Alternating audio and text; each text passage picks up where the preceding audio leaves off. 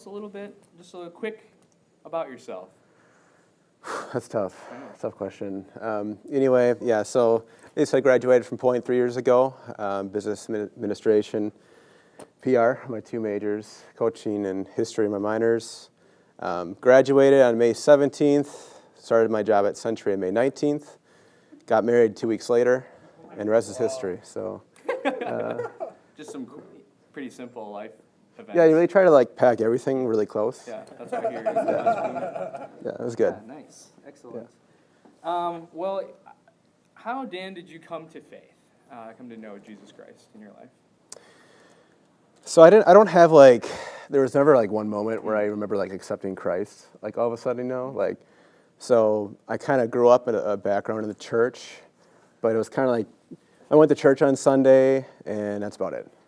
And so I got to college, I came to play football, honestly, I didn't know what I was going to do with my life. And after my freshman year, it was actually an accidental encounter with Jordan Mansell, if you guys remember Mansell. Yeah, so I think it was actually Mansell's first week on campus. And he walks into my room and he was looking for someone that was not me. And we ended up talking for an hour, and that's how I met Mansell. But he kind of challenged me to think more about spiritual things, more about the bigger picture in life. And then I went home for the summer to work in a spring factory, by the way. So it was a sweatshop. It was a good time. But I ended up meeting up with two of my buddies from high school that one of them I knew was always different because he was following the Lord from 6th grade on. He was just one of those guys who you knew something was different, but you didn't really know exactly what it was. And then another one of my buddies ended up accepting Christ that freshman year in Eau Claire, and so I spent a lot of time with them. And it's really cool. We're just in the Word. I remember going in a prayer group and would walk around and pray. And I was like, oh my gosh, we're walking and praying out loud. Wow, it blew my mind. And and at the same time, I injured my knee that summer, and it was apparent that I wasn't going to play football anymore. And so at the same time, I had a tidal wave of oh my gosh, I'm not going to play sports because, honestly, that was my idol. It was sports, whether it was football, basketball, track, whatever.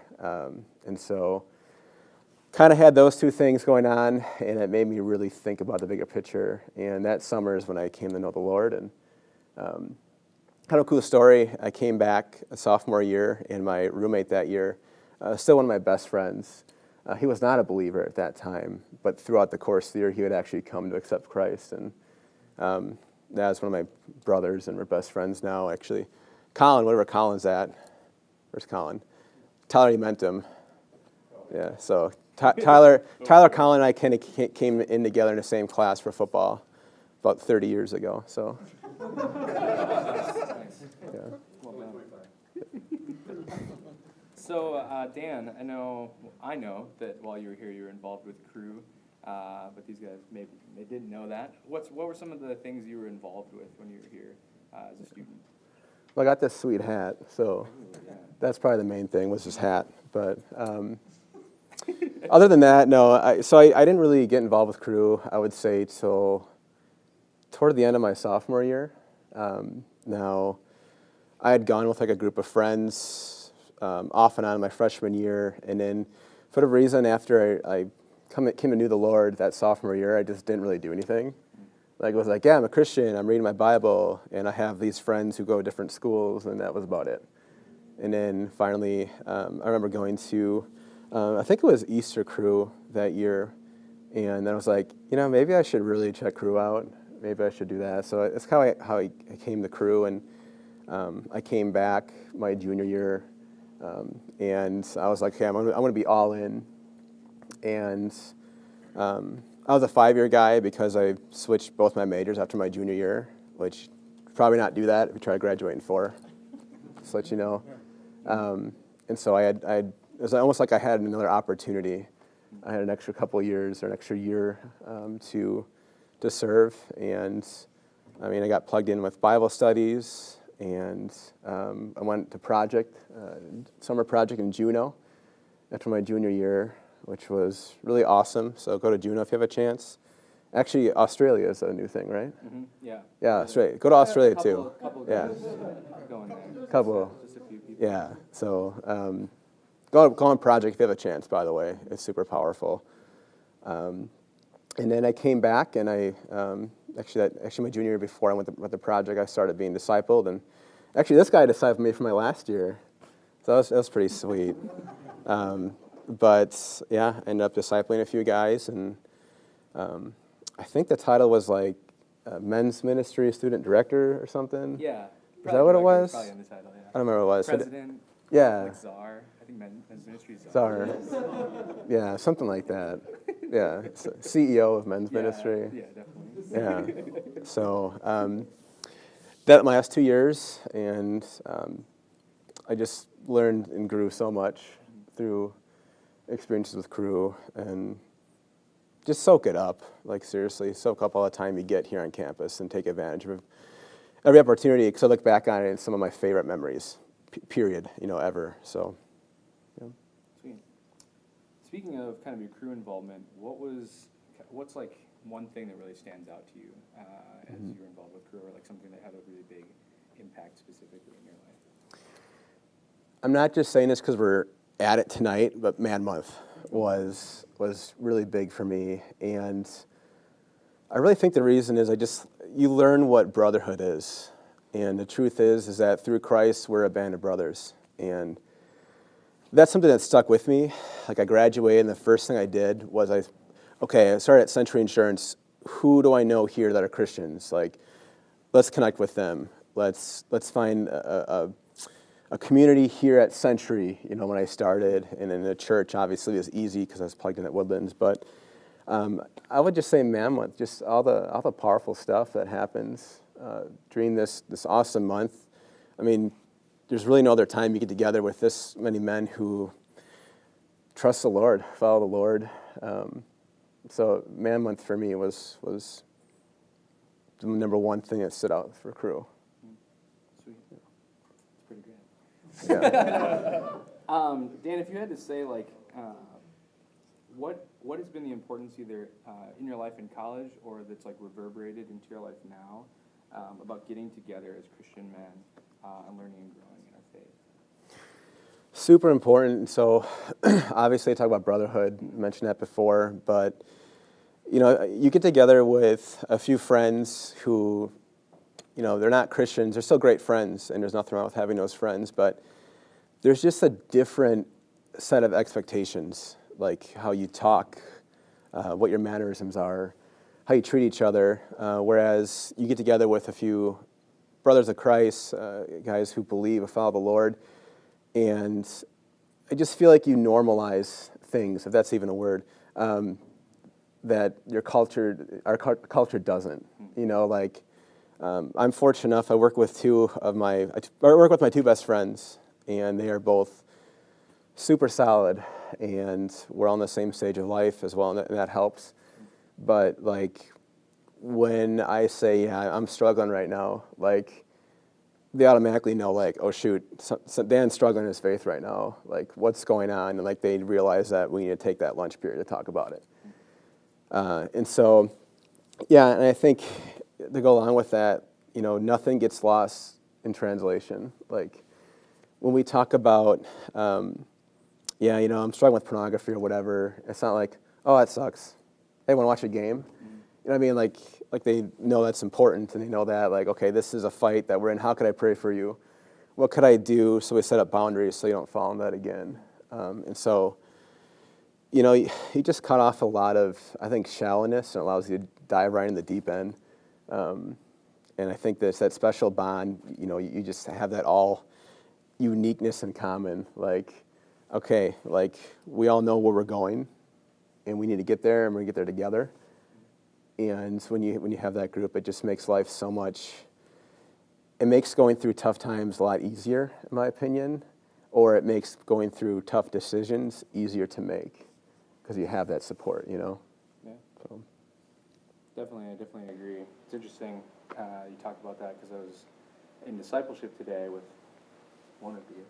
We were reading through this, The Meaning of Marriage by Tim Keller. Oh, yeah? And he talks about how there's a kind of the power of forming relationships with other Christians, because it's like obviously there's a bond that forms between commonalities, like liking the same sports team or things like that. But having our faith in common is like a unbreakable steel cord that bonds you, and to have brothers around you like that is invaluable. I like that a lot, too, and I finished a book not too long ago by Tim Keller called Prayer, and he talks about how it's so important to have just a community of believing friends, because, like, say there's three best friends in our case, like we work at Century, right? So if friend number one's not there, there's a side that friend, it doesn't come out, but when all three of you are there, like, you see the fullness of each personality. And Tim Keller talks about how that's the same in our faith. Like, when we have Ian's in our life group at church, and when Ian's not there and we're meeting as men, praying and talking about our lives, like, we miss out on something. Like, we miss Ian's personality. We miss a lot else with Ian, let me tell you that much. But no, we just miss, like, his angle of, like, I was going through this, and this really hit me in my quiet time. What do you guys think about this? And, just that, having that, like, extra person or people there, like, you complement each other so well, and just another angle of friendship and of your walk that you miss out on, So, Dan, to switch gears a little bit, why don't you tell these guys a little bit about what you do now at your job at Century? Yeah, so as Eric said, I'm in the life and annuity department. I'm a claims rep there. So as far as, like, job duties, it's really unique, because at one moment I could be auditing taxes, and the next moment I could be helping a widow get through the loss of her husband and how to get the life insurance benefits, and then the next moment I'm working on an annuity, helping people understand when their payments disperse and how to set it up and what options would be best for them and stuff like that. So that's kind of my general job duties. Do you like outside of work too? Or? Sure, yeah. What do you do outside of work? Oh, there we go. Life isn't just work. Yeah, so I'll just kind of share a little bit what we do, basically in the church and stuff like that. So my bride, Bethany, like I said, got married almost 3 years ago. She's an amazing woman. Anyone who's ever met her would just tell you about how much she cares and how sweet she is. And so I'm very, very lucky. And one of the things that we've got to really experience early on in our marriage is just serving together. And so, like, for example, we serve on a couple different teams at Woodlands. One's a life group leadership team. So when you get to, when you graduate and get to a church, a lot of times they have small groups or life groups. So we kind of coordinate how to lead that and how to train leaders. And then we actually have a college-age ministry team. So we do things like put on the study day. So, which next month, I think. Come to study day, by the way. It's going to be really cool. So, That's awesome. But yeah, and so we do a lot of ministry together. And other than that, I like fishing and hunting and sports a lot. So there you go. Sweet, man. Would you say, so this is actually another question that I asked you, and I'm just thinking of it now. Like, how has things like Man Month or other things you're involved with, Crew, have those things helped you live out your Christian faith after college? Or is it just kind of just another thing on the list of life? I feel like Crew was a great training, time for that. You learn how to go and have a conversation with someone you've never met and talk about God, So that's always applicable, when you move on to life outside of college. And, just having those experiences, like going on project and just learning to, lead a group of people are just, skills that are just been great for me to have, whether we're talking about, my job and relations with my job, or with, okay, how could I serve my coworker? How could I love on them so that they're going to be curious, so that they will be interested in seeing Christ. You know what I mean? And so I think obviously, when you share with people, going through the training and talks and stuff like that, it's super powerful. And I think you can take that over almost in any field that you're going into after college, whether you're going to business, whether you're going to natural resources, or whether you're going to go into ministry. So I look back and it's apparent to me that, I used the stuff that I learned in Crew, like I really, really did. Sweet. Kind of to go off of that, how has it been like living out your faith at work? You mentioned I know you have your friends at work that are followers of Christ, but like kind of beyond that, I guess, like either sharing the gospel with coworkers or just like the balance, so to speak, of being a Christian person in predominantly a non-Christian or non-religious work environment. Good question. Yeah. So to be honest with you, I feel like I go through a roller coaster with this at work because, I graduated and I was like, all right, graduated, I'm going to go to work, meet my coworkers, we're going to talk, we're going to share a gospel, it's going to be great, And I learned that like talking to college students is a really awesome, influential age, and that's when people are exploring. And I do see that as evident when I have older coworkers. Like it's so much harder to just go in and have a conversation with them. And so I've learned that really building trust and just building that relationship is super important. Like I went in and had some good spiritual conversations with my coworkers within the first 6 months. But in my case, I really learned that I needed to, let's take time, let's be intentional. Like this coworker is obviously down today. Like let's go and talk to her or him, see what's going on, and like just going by everybody in the morning and saying, good morning, how you doing today? And when I leave, saying, hey, what are you doing tonight? Sounds fun. See you in the morning. Drive safe. Like that goes a long ways. Like I remember like being a couple months into my job, and I did that every day. And one of my coworkers who has been at Century for over 40 years stops and she says, well, thank you for always doing this. And I was like, oh, it's fine. Everyone does it. She's like, no one does that. I was like, whoa, light bulb, like, oh my gosh, this is a way to kind of serve them. And so, yeah, I've just learned to like, when things aren't going as well as I want, like I'm trying to initiate spiritual conversation. Coworker A and B don't really want it. They're totally closed doors. Like, okay, how do I serve them? I'm going to love on them. And then honestly, just like, hey, I know you guys expressed interest in going to church before. Bethany, my wife, and I, we're going Sunday to Woodlands. If you want to think about it tonight, talk to your spouse, get back to you tomorrow. I'd love to meet you guys there. We'll pick you up, that type of thing. And like 99% of the time they say no, but there's that 1% that they say yes to. So kind of rambled out there. That makes sense? Yeah, that totally makes sense. All right. Dan, if there was like one last thing you could leave these guys with, like something you wish you had been told as a college student at Man Month, what would you say to these guys? Oh, wow, that's a good question. I would say similar along those lines, no matter what you guys do, if you're going to go out and you work for the DNR, you're going to go out to a different state and be a warden, or you're going to go into business, you're going to intern with Crew or whatever you're going to do. I would say don't ever forget about the impact that doing a good job has on people. Bring up Tim Keller again. If you haven't noticed, I love Tim Keller.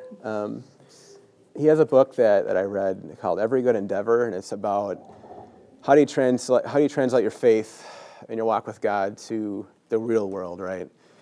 And it was such a simple point that he wrote in this book, and something I had just overlooked completely. And he just said how being intentional and being good at what you do and putting the time in to be good at what you do and to be intentional with your coworkers leads to more gospel conversations than if you just go in there and that's all you worry about.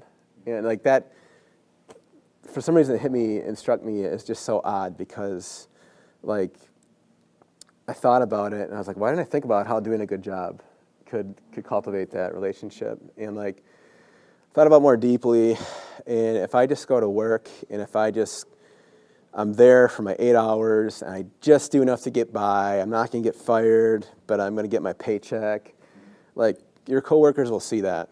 And man, do they, if Eric's my coworker and I want to share the gospel with him, and I'm cutting corners and I'm kind of dodging responsibilities, just doing enough to get by and be complacent where I'm at, is he going to be like, man, I really like, that Dan guy's pretty awesome. I really want to see like why he's different.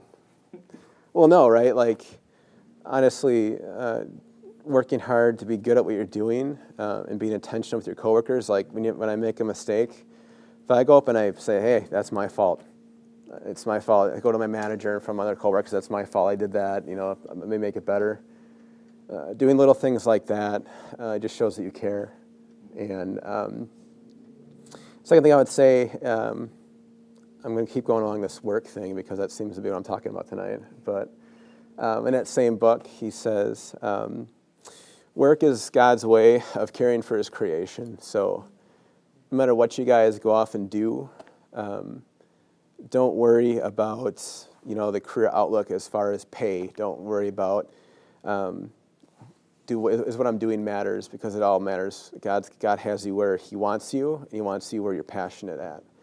And so for some of you guys, that might be ministry. Some of you might not be. But just be bold and confident knowing that God's going to care for his creation through what you're going to do. So, yeah. Thanks for sharing, Dan. I don't know if you guys know, if you've been out to Crew, maybe you've heard of these Crew alumni that help lead a prayer walks around campus on Sunday afternoon. Yeah, Sundays. That's actually Dan and his wife, Bethany. And so now that you've met him, maybe it might sound more intriguing to join them when they do that.